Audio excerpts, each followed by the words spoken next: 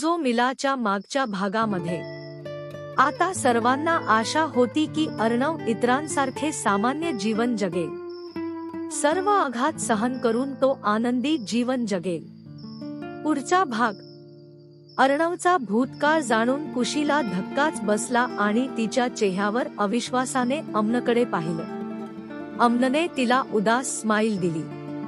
ती कल्पना करू शकत नाही की 17 वर्षाच्या किशोरवयीन मुलाने त्याच्या वडिलांसोबत करार केला आहे, जेव्हा त्याची आई तिच्या आयुष्यासाठी लढत होती. इतके दिवस तिला वाटले की आपलं आयुष्य गुंतागुंतीचं आहे, पण अर्णवचं बघून तिचं आयुष्य तितकं क्रूर नव्हतं. पण hats off to the man.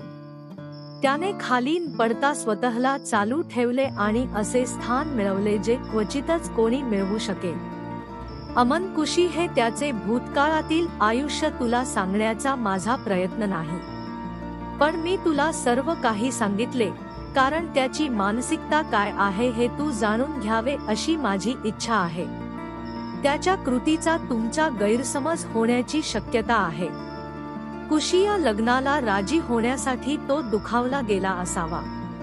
नानीने त्याला त्याच्या आईचे नाव देऊन ब्लॅकमेल करायला नको होते.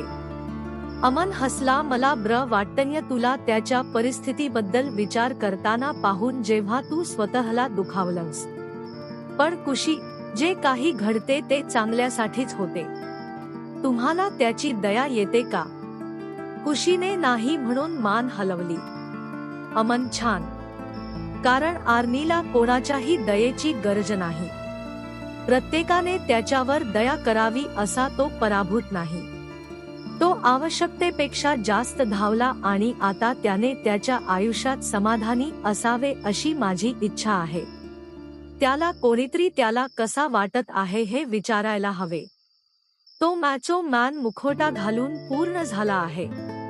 अमनचे बोलणे ऐकून कुशीला आपल्या खांद्यावर मोठी जबाबदारी आल्यासारखे वाटले. तिला वाटले तिने त्याच्यासाठी अधिक जबाबदार आणि समजूतदार असणे आवश्यक आहे. अमन, कुशी, अर्नीने मला असे जीवन दिले की कोणीही स्वप्नात पाहिल.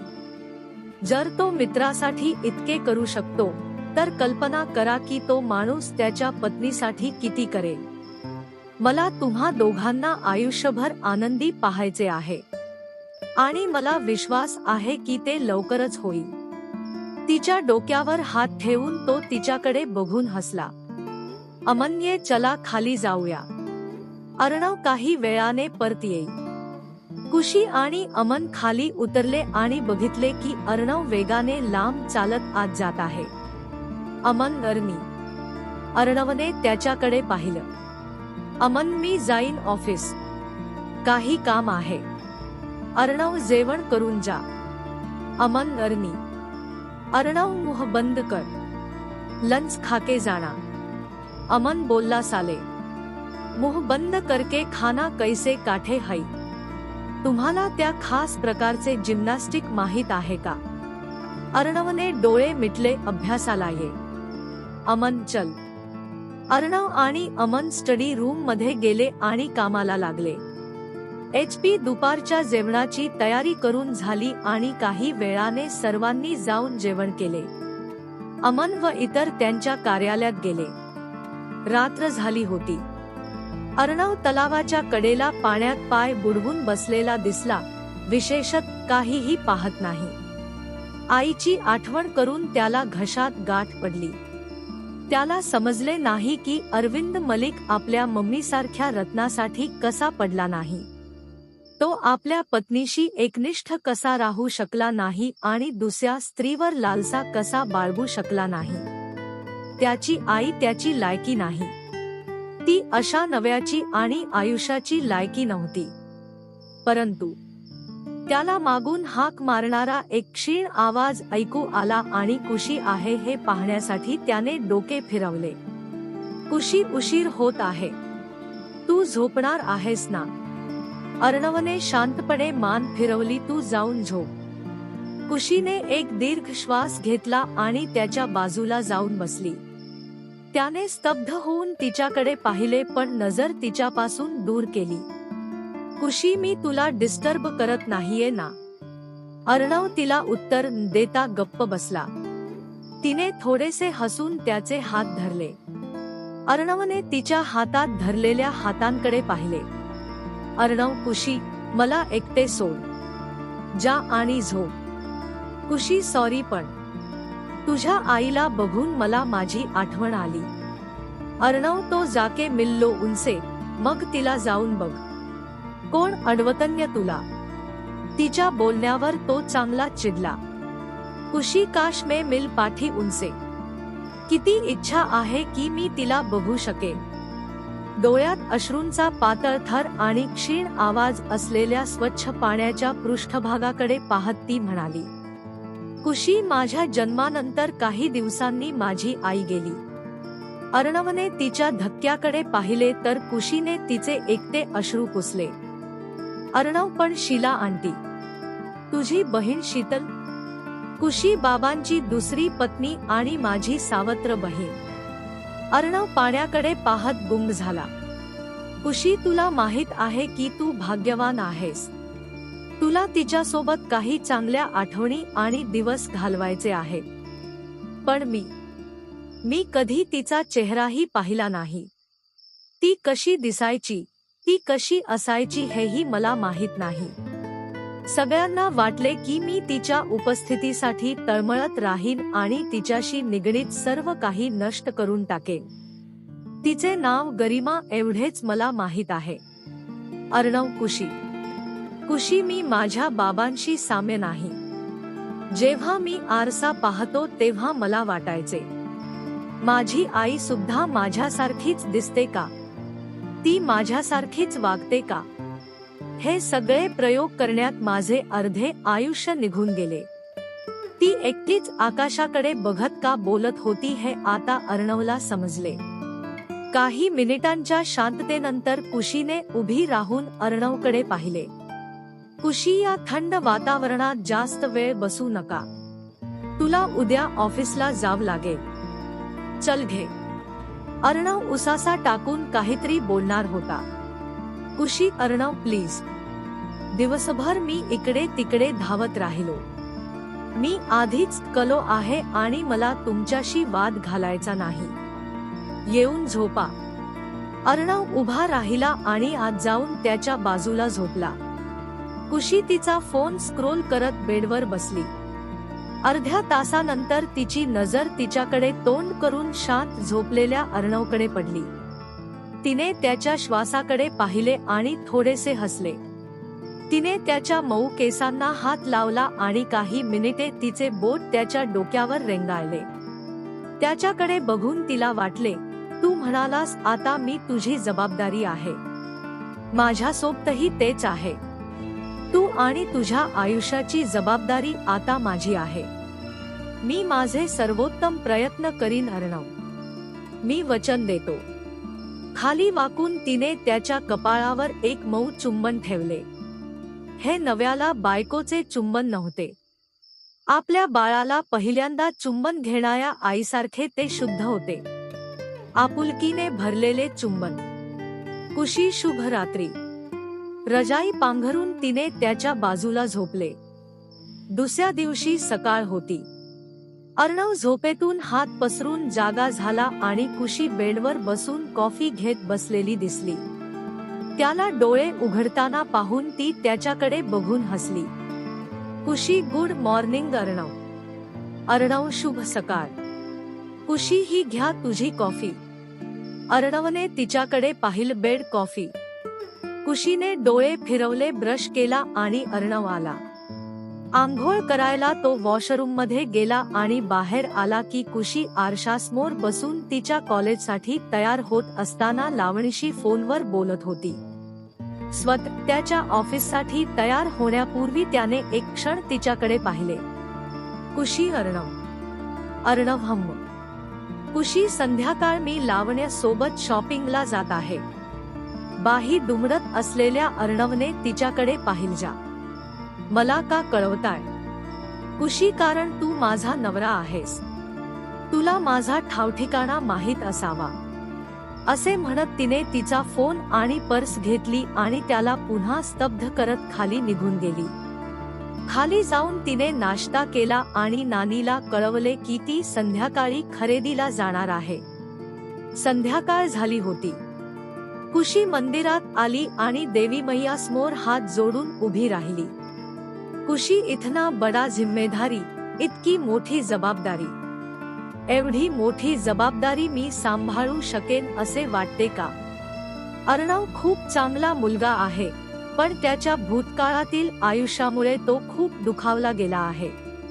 कदाचित त्याचा आनंद तुम्हाला आता हवा होता, म्हणूनच तू माझ्या लग्नाच्या दिवशी ते सगळे अपघात घडवून आणलेस आणि मला अर्णवशी बांधून घेतलेस.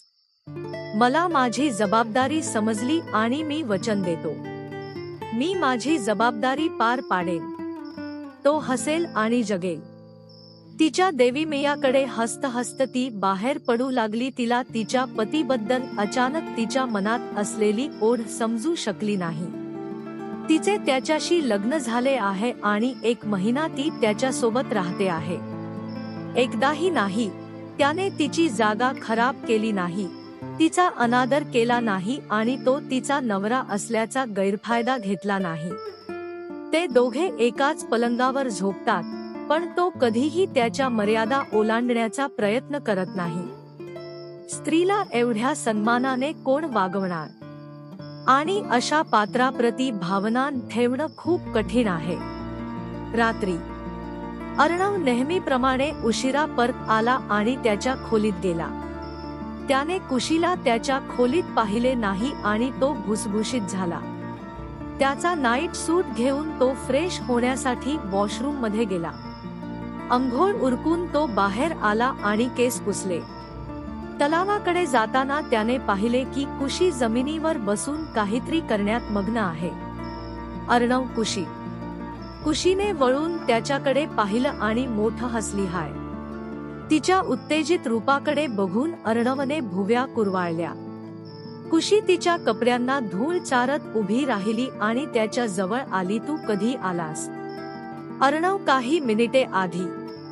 कुशी थांब, मी HP ला तुझे जेवण आणायला सांगते. अर्णव कुशी मी सांभाळेन. कुशी मला पण कॉफीची खूप गरज आहे. तू इथेच थांब, मी जाऊन माझ्यासाठी कॉफी आणीन आणि तुमच्यासाठी रात्रीचे जेवण. अर्णवने मान हलवली. कुशी हसली आणि खाली निघाली. कुशी आधी बसली होती तिथे. तो चालला आणि तिला दिसले की ती काहीतरी काढत आहे. त्याने तक्ता घेतला आणि बघितले, पण काही समजले नाही. काही मिनिटांनी कुशी तिचा कॉफी कप आणि अर्णवचे जेवण घेऊन आत गेली. तलावाच्या कडेला चालत तिने त्याला हाक मारली जो तिची चित्रकला पाहत होता. कुशी. अर्णव. अर्णवने वळून तिच्याकडे पाहिले. हे काय आहे? कुशी. वाह, एक पेंटिंग शो आहे. त्यात मी माझे नाव 2 महिन्यांपूर्वी नोंदवले आहे, तर त्यासाठीच तयारी. अर्णवने आश्चर्याने तिच्याकडे पाहिलं. तू पेंटिंग करतेस? कुशी हसली थोडेसे. मी रंग पूर्ण केल्यानंतर मी तुला दाखवतो. आता ये आणि जे. त्याच्या हातातून चार्ट घेऊन तिने तो आत घेतला आणि तिच्या कपाटात सुरक्षितपणे ठेवला. कॉफी पिऊन तिने तिची चित्रकलेची कौशल्ये आणि तिने उत्साहाने भाग घेतलेल्या शोबद्दल समजावून सांगायला सुरुवात केली. अर्णव रात्रीचे जेवण उरकून बेडवर पडून फोन स्क्रोल करत होता. अर्णव. कुशी. तुम क्या करने की कोशिश कर रही हो? तुम्ही काय करण्याचा प्रयत्न करत आहात? कुशी भुसभुशीत झाली. तुला काय म्हणायचे आहे? अर्णव. गेल्या 2 दिवसांपासून तुझं वागणं बघतोय. तुझं वागणं वेगळं वाटतंय. कायजला. अर्णवला कधीच कोणी त्याची दया दाखवावी असे वाटले नाही. गेल्या 2 दिवसांपासून कुशी त्याच्यावर दया करत असल्याची त्याला शंका होती. म्हणजे त्याच्या मम्माच्या पुण्यतिथीनंतर. कुशीने उडी मारली आणि त्याच्याकडे वळली. सच बातो. मी खरं सांगू का? अर्णव. झूठ सुनना मुझे पसंद भी नहीं. मला खोटं ऐकायला आवडत नाही. मला सांग काय चाललंय? कुशी अर्णव: मी खूप बोलकी माणूस आहे. मी स्वतःला जास्त वेळ बोलण्यापासून रोखू शकत नाही. मला याची सवय झाली आहे. इतने दिन से पायल से काम चला लेठी थी. इतके दिवस मी पायल वापरली आणि लांब कंटाळून गप्प बसला. अर्णवने आश्चर्याने तिच्याकडे पाहिलं. पायल से काम चला लेथी थी म्हणजे काय?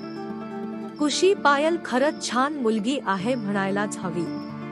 ती माझे सर्व बोलणे सहन करते. पण गेले 2 दिवस मी बघतोय ती खूप थकली आहे. म्हणूनच मी तिला त्रास देऊ नये असा विचार केला. आणि ही लावण्य डफर, ती कोणत्या कामात बिझी आहे माहित नाही. ती पण माझा फोन उचलत नाहीये. अर्णव: म्हणजे आज माझं डोकं खाऊंसं वाटलं आहे ना. कुशी म्हणाली: मॅन्युफॅक्चरिंग डिफेक्ट ही. मला कोणाशी तरी बोलायचं आहे, नाहीतर मला खूप तणाव वाटेल. तुला माहित आहे, जसे माझ्याकडे आहे. अर्णव: ठीक आहे, मला समजले. कुशीने सुटकेचा उसासा टाकला. देवाचे आभार. अर्णव: पण पायलचं काय झालं? कुशी: मला माहित नाही. मी तिला उद्या चेकअप करून घ्यायला सांगितले. अर्णव: झोपा. कुशी: तू झोप. मला एक चित्रपट पाहण्याची गरज आहे. अर्णव: वेळ पाहिलीस का कुशी? कुशी: मैं क्या करता अर्णव, मी काय करू? मला खूप कंटाळा आला आहे. अर्णवने डोळे मिटले. शुभरात्री. पलीकडे वळून त्याने झोपण्यासाठी डोळे मिटले. कुशीने सुटकेचा निश्वास सोडला. तिला खरंच वाटलं की तिने त्याला थोडं बोलायला लावावं. आणि देवाचे आभार मानले की त्याने तिच्या कथेवर विश्वास ठेवला. ती तिच्या मोबाईलवर चित्रपट पाहू लागली आणि ती संपल्यानंतर तिने फोन बंद केला आणि बेडसाईड टेबलवर ठेवला. पलीकडे वळून तिला अर्णव गाढ झोपेत दिसला. तिने त्याच्या कपाळावर पडलेल्या कांद्या हलवून त्याच्या कपाळावर हात मारला. झोपेत असताना तो इतका निरागस दिसत होता की तो ज्या वृत्तीने भरलेल्या तरुणासारखा आहे. त्याच्याकडे हस्त. Good night Arnav. ती हळूच कुजबुजली आणि त्याच्या बाजूला पडली. कुशी बाथरूमच्या आरशासमोर उभी राहिली.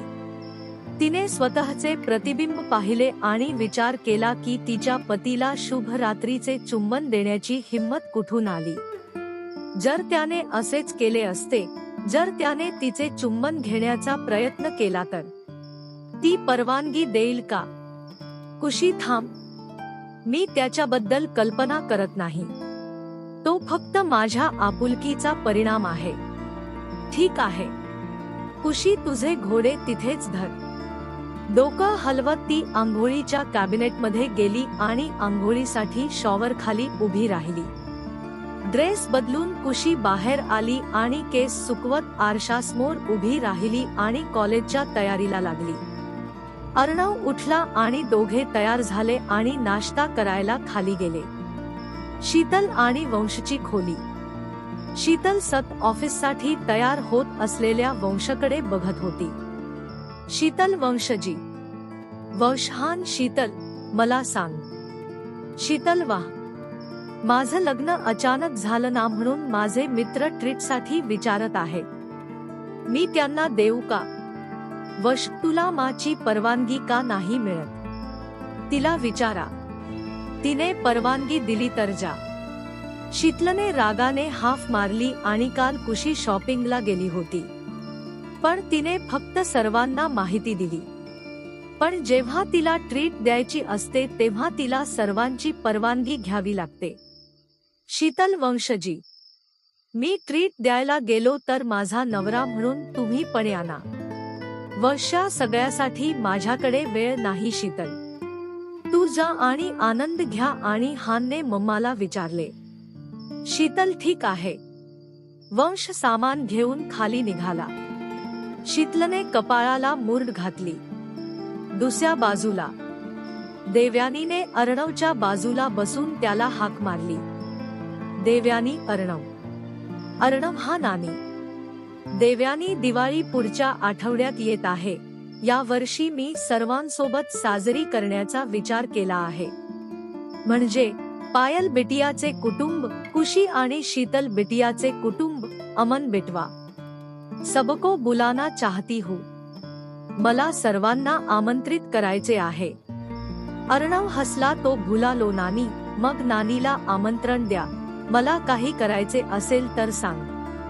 नानी रडून हसले आणि गालावर कप लावला. जवळपास महिनाभरानंतर तिचा नातू तिच्याशी नेहमीप्रमाणे बोलतोय आणि ती चंद्रावर आहे. नानी, आय एम सो सॉरी छोटे. अर्णवने दीर्घ श्वास घेतला. विसरा नानी. नानी, मी आतापासूनच सगळ्यांना फोन करेन. प्रत्येकाने दुसरी योजना केली तर. हे ना. अर्णवने हसून डोळे मिचकावले. लग्नानंतर पहिल्यांदाच सामान्यपणे बोलत असलेल्या दोघांकडे पाहून खुशी हसली. नानीने उत्साहाने पायलला तिच्या आईवडिलांचा नंबर डायल करायला सांगितला आणि त्यांच्याशी दिवाळीसाठी त्यांच्या घरी यायला सांगितले. मग खुशीने शशीला फोन केला आणि नानीने त्यालाही शांतिवन येथे येऊन दिवाळी साजरी करण्याचे आमंत्रण दिले. सर्वांनी सहमती दर्शवली आणि देवयानीने मनोहरला फोन करून सांगितले की यावेळी ते त्यांच्या घरी दिवाळी साजरी करणार आहेत. आधीच सेलिब्रेशन मोडला आलेल्या सगळ्यांकडे मनोहर हसला. मनोहर लगतही, दिवाळी आज से ही शुरू होगी ही. आजपासूनच दिवाळी सुरू झाल्यासारखे वाटते. आकाश, खरे पप्पा. तर आता पर्स सुरक्षित ठेवा. कारण दिवाळी असेल तर मम्मा तिच्या सर्वोत्तम फॉर्म मध्ये असेल.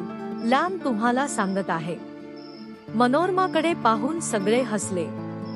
मनोरमा का नाही? आमच्या 3 सुनांचं कुटुंब येत आहे. मग आपण सर्व काही भव्यपणे केले पाहिजे. आम्हाला परतीच्या भेटवस्तू, कपडे, फटाके, दिये यांची खरेदी करायची आहे. वंश सच में दिवाळी आगरू. खरच दिवाळी आली आहे. इतक्या दिवसांनी सगळे मोकळेपणाने हसले. दिवस वेगाने जाऊ लागले. पुरुष त्यांच्या ऑफिसमध्ये आणि महिला दिवाळीच्या तयारीत व्यस्त झाल्या. त्या वेळेत खुशी आणि पायल खूप जवळ आले. प्रत्येकाने एआर बुटीकमध्ये जाऊन आपला ड्रेस निवडला. खुशी पहिल्यांदाच तिच्या पतीचे व्यावसायिक कौशल्य पाहून आश्चर्यचकित झाली. धन्यवाद. कथेचा भाग 15 लवकरच येत आहे. सबस्क्राईब करून घ्या.